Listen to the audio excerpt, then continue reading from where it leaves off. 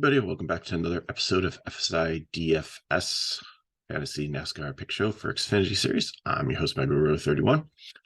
We have a plate track. You'll notice my sheet's a little bit more colorful this week. Some of you look at it and instantly understand what's going on. Others, I'll do the normal driver by driver, top to bottom breakdown. And then at the end of the show, I'll explain why there's so many different colors on the sheet. So plate race, couple rules here. Don't go crazy with bankroll on these. NASCAR is already a high variable sport, and this just takes it to the next level because you can have big crashes out of nowhere, taking out tons of drivers.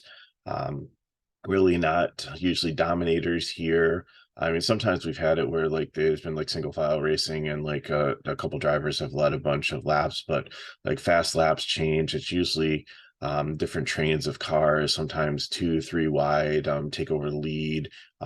They have like 5 lead changes in the course of like one lap because the laps are pretty long here. And the other thing is there's not a lot of laps because it's a longer track too. It's not like a short track where you have like 500 laps. Like usually here you have like 100, 150, something like that. So, so don't go blowing all your bankroll on this. You know, this is something to play a little bit, have some skin in the game. You really want to stack cars in the back. That's what you're kind of looking for. So there's 113 laps here. So you're looking for place differential over dominator points. Finishing position is great too. But you also want to find cars that, so I don't have any average running position up here. The only thing that I'm looking at is track history here, just for like DNF rates. And also I did my formula too, and I ranked the drivers by looking at Atlanta and Talladega and Daytona. What's their average finish, and DNF rate, and I came up with a formula and I ranked them 1 through 38. So that's in the rank column, kind of in the middle. The other thing too is you leave salary on the table, sometimes $10,000-$15,000. You don't have to use it all. And if you think you're going to be the smartest person in the room stacking 38, 37, 36, 35, 34, and 33, there's probably going to be 50,000 duplicate lineups in some of the GPPs with people thinking the same thing. So you want to vary it up a little bit. Usually the general rule in COP is you want to start drivers 20th on back, because Xfinity, some of the equipment isn't as good. I usually move that line up to 15. Same with trucks, but trucks is even worse with some of the disparity between good trucks and bad trucks. Here, Xfinity is not as bad. So anyways, start up at the top and we'll work our way down. Austin Hill has the pole. He won Daytona, I believe. I think he won Atlanta. He's just been really, really good this season. He's been really good at plate tracks. RCR has been really good. Obviously, they have the top 2 cars up here, but it's hard to play him in cash. You want to take a flyer at him in GPP. If you think he goes out there, he's one that is aggressive.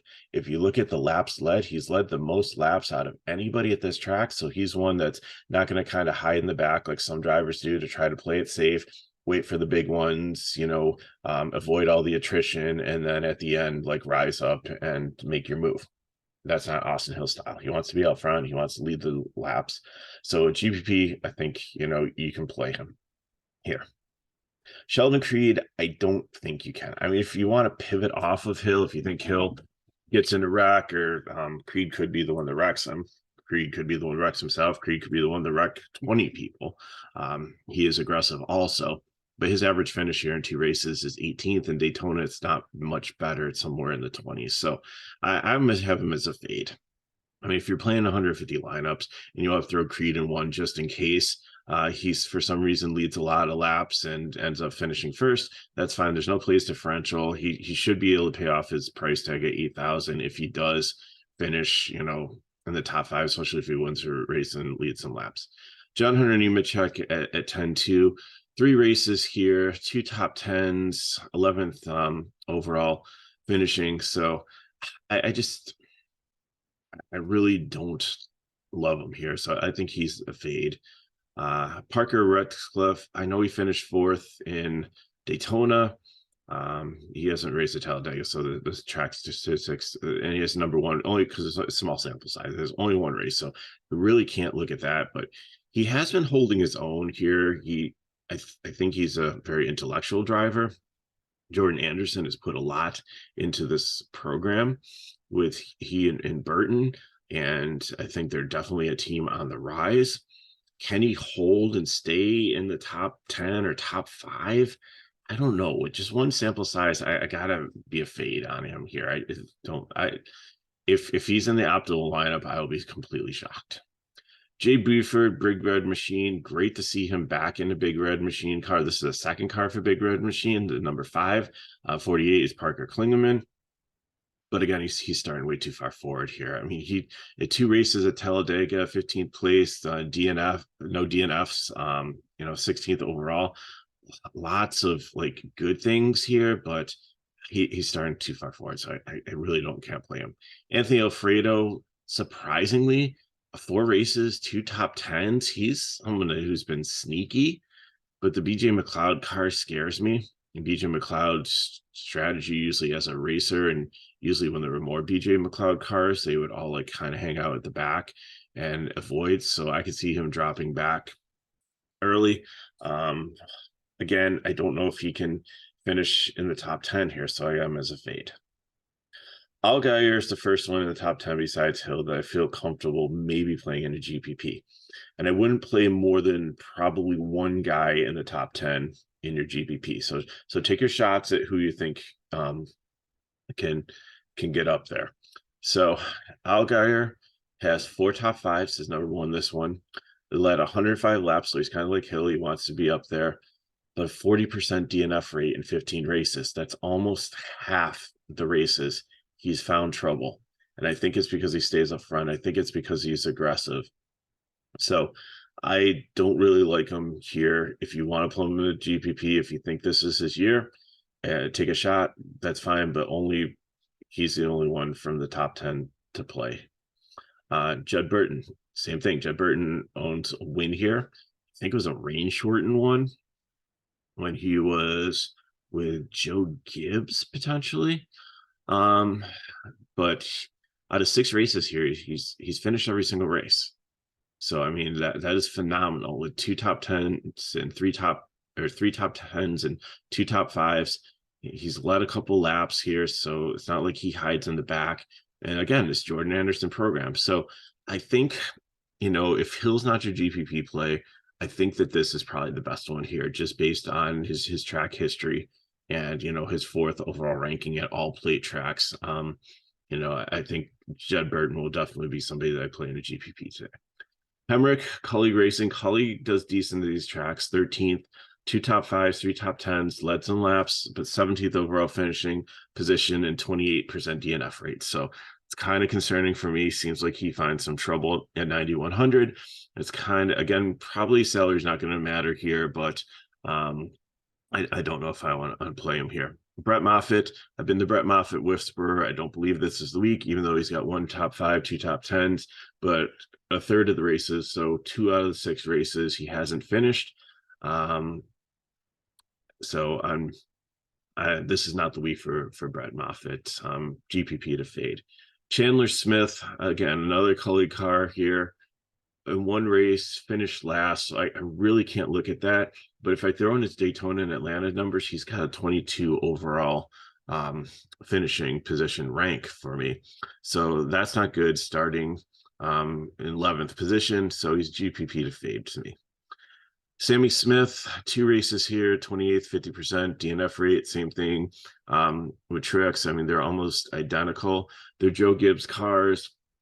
So they've usually, if it all depends on like the manufacturer, how well they run, how well they link up together, how well they work together. So, and sometimes we've seen at Daytona through the different series in Atlanta, where sometimes they'll have different pit strategies. Sometimes they'll pit early and try to get out there ahead of the field and nobody can catch them, or sometimes it fails miserably. We've seen it happen both ways throughout the years. So I don't think that you play these guys solo. I think you can play them together, but again in GPP. Derek Kraus, another Cully car here, actually doesn't do bad here. 3 races, but they're on the truck series. But again, still, it's knowing how to survive at the track with a 0 DNF rate in 3 races isn't bad. With some laps led, 1 top 10, 14th overall finish position. Uh, Again, I think that's decent. I think that's GPP worthy. Riley Herbst, I think, will be highly owned. He's done well at these tracks here, 6 overall in 6 races. Again, he is boomer bust. He is 50%. So in 3 of the races, he did really well. He finished in the top twice in the top 10, and the other one was just outside the top 10, but the other ones he wrecked and was down there. So his average finish is 20th. But if you look at like all his Daytona stats and his Atlanta stats, it's a good overall. So again, I think he's a GPP. I think he'll be highly owned just based on his pedigree at the tracks. Sam Mayer here, I think, will be another highly owned driver, even though out of 3 races, he's only finished 1 of them. He finished 1 in the top 5. The JR Motorsports cars are really, really good. Probably the best team here at these plate tracks. Junior was a really good driver at plate tracks, and I think like his company, he teaches well how to race here and how to survive. And the cars usually work together pretty well in drafting. So again, I don't know if I'd play him as a one-off here. I think I'd probably group him with other JR Motorsports cars in my lineup. Brandon Poole, amazing that he qualified this well up here, but I have him as a fade, but it's a fade to GPP just because in 3 races he's finished all 3 of them. And surprisingly, you know what? Maybe I'll just change it to a GPP. 31st overall because of his like Daytona and Atlanta stats. But at Talladega, he's finished all the races. He's had 1 top 10. His average finishing position is 18th. So he's finishing around where he's starting, and he could be one that if he keeps it clean, I think he'll have low ownership. Again, pricing doesn't really matter, but 6,700, I think marks. Cole Custer, I think he'll be highly owned. He has the 3rd highest, even though he's crashed out 1 out of the 2 races. But if you look at like all his cup races at Daytona and Atlanta and Talladega, he's the 3rd highest ranked driver for me. 1 top 10 here, 22nd average finishing position, just because like he finished almost dead last. So I think he'll be in play, and I think you can consider him in cash here. Jeffrey Earnhardt next up. He's always done well at plate tracks. 11 races here, so he's got a lot of experience. 1 top 5, 1 top 10. Led some laps, probably stayed out during a caution or something like that. 21st average finishing position. So I think just with his experience here, not just because his last name's Earnhardt, I think it'll be okay. Alpha Prime's a decent car, so I think you can play him in cash. I mean, it's a little risky starting this high up in cash, but if there's a crash in the back with some of the drivers with lesser equipment fail, then I think that definitely can help your lineup as if you need a value play. But I don't think you really need to. You're probably going to be leaving money on the table. Josh Berry is my first prime play here. Runs really well at these races. 4 races here. He's finished every single one. 2 top 10s, 14th average finishing position. JR Motorsports, great car. Brandon Jones, the same thing. 10 races here. He's a little bit more aggressive, a little bit more volatile. Most of his crashes were with Gibbs, but he's got 3 top 5s here, 4 top 10s, average finishing position 16th. He's led some laps, so and definitely like both of these drivers here at this race. Dexter Stacy, I'm surprised the 66 cars qualified. It has failed to qualify so many times. So, and he in 1 race at Talladega, he's finished 38th. So no, thank you, fade for me. Josh Williams, again, I've been the Josh Williams whisperer. This is a type of race that I believe it was Atlanta where he got parked, where he had the issue. But again, it wasn't his fault. So 1 race at Talladega, he's finished 16th. If you look at his 8 races at Talladega, 2 top 10s, 19th overall finish, 12% DNF rate, which is not bad for 8 races. So 19th overall, I think he's somebody that you can play in cash because I think he understands plate racing and I think he'll be good. Parker Chase here, Sam Hunt Racing, is a GPP, one race, finished 16th, but again, I think maybe he'll work with some of the other Toyotas, but I just don't feel strongly about him in cash. Joe Graff Jr., he's GPP to fade for me here. He just is so volatile. He's only finished he's finished 4 out of 6 races that he's raced here, but just looking at his overall composite, it's 24th, which is about where he's starting. So I just don't trust him. He just it seems like every single race you see that there's a wreck in, it's Joe Graff Jr. So not interested there. Greg Alding, GPP. I mean, he's been decent on this track. He's got 1 top 5, 2 top 10s. He's finished 3 out of 4 races, 16th overall finish. It's just a green light racing car that kind of scares me. I mean, this track where they will run more wide open isn't as doesn't beat the cars up as much, so I think he'll be okay, but I just don't love him in cash.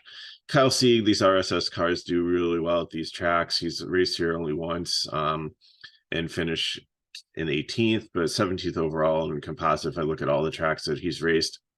So like that program, and then I like him for cash.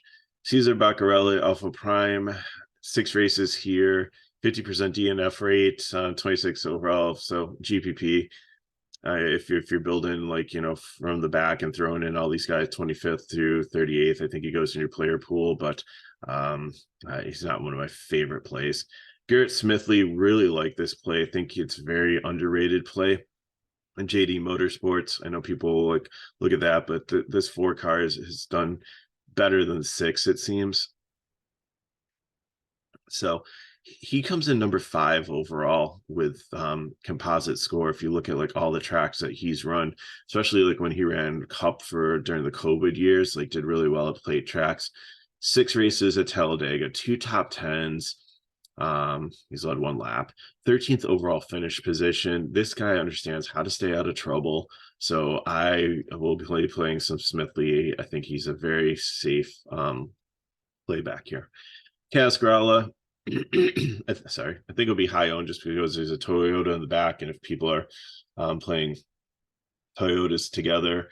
But again, 50% DNF rate, only 2. If you look at all of his races on plate tracks, 29th overall position. So that kind of scares me. Ryan Sieg, I think, will be very chalky. He comes up with, I debated him and Barry the prime play, but I like Barry better. So Sieg, 12 races here, has finished every single one of them. So 0 DNFs, 4 top 5s, 5 top 10s. Led some laps. Again, he understands how to stay out of trouble here. He's 2nd overall, and this is the large sample size, not like Parker. So he should be probably number 1 overall if you throw out Parker's just 1 race sample size. So definitely really like some Ryan Sieg here. And again, I debated him for prime, but I only really want to give you 3 primes. So he'd probably be 4th guy in my lineup. CJ McLaughlin, GPP here, 50% DNF rate. Not really excited about him. Joey Gase, I think, is a better driver in the Emerald Gase stable. I think he'll be highly owned. 10th overall, 20% 10 races here. He's finished 8 out of the 10, the top 1 top 5. So 21st average finishing position. I think he'll be one that you can sprinkle in. Blaine Perkins, 2 races here, finished both of them, 24th average position, 23rd overall ranking. So he's another one that could move up and is relatively safe. Josh Bilicki, he's finished 2 out of 3 races here, 26 overall. So I think again, these are other guys that you can all stack in here, and I think they'll be pretty high to medium owned if people are just like completely stacking the back. Ryan Ellis is the one that I kind of skip here. He is a GPP just because he's starting 36, and I think people play him. But I think, with the DNF rate here and the 32nd overall ranking, not as interested. And then your two chalk line plays down here are going to be Clemens and Klingerman. They're both really good racers. I know they have like mild DNF rates for these, but Clement 15 races. He has one top 5, 2 top 10s, 21st overall finishing position. But I think that's he's had some bad luck, but he's been a decent plate racer, and these guys can go no place but up. Even if they wreck out early, you're not losing any points. You're getting like 2 to 3 points, so they can't get you a 0 like some of these other drivers can that are starting further up if they have an issue. So I think you just want to lock them in with Barry, maybe throw in Ryan Sieg if you think he's going to be chalky and super popular. Then go with some of these other cash plays that I've given you. So that's what I got for you for that. But let's get to why I have all the colors on here. So, and I've kind of talked about it through here, is that this is a race where manufacturers link up and work really well together usually. So you'll see them draft together. You'll see them try to work together. You'll see them try to pit together. And again, we've seen like it's usually between Ford and Chevy. Toyota only has 5 here. Sometimes Joey Gase and the Emerald Gase runs a Toyota, but he hasn't listed it as a Ford every place I've seen. So I believe it's a Ford this week.